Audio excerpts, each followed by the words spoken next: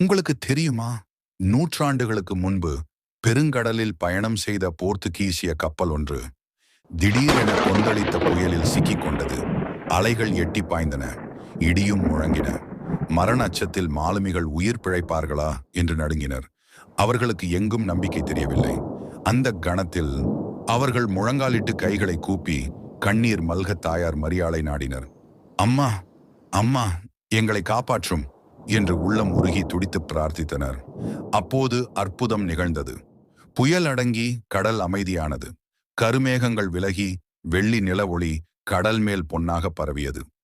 உயிர் தப்பிய மாலுமிகள் வேளாங்கண்ணி கரையோரம் அடைந்து அன்னையின் புனித சொரூபத்தை கண்டு வணங்கி நன்றி செலுத்தினர். அந்த நன்றிக்கு சின்னமாக அங்கே ஒரு சிறிய ஆலயத்தை எழுப்பினர். அந்த ஆலயம்தான் இன்று உலகம் முழுவதும் புகழ்பெற்ற வேளாங்கண்ணி ஆரோக்கிய மாதா பசிலிக்கா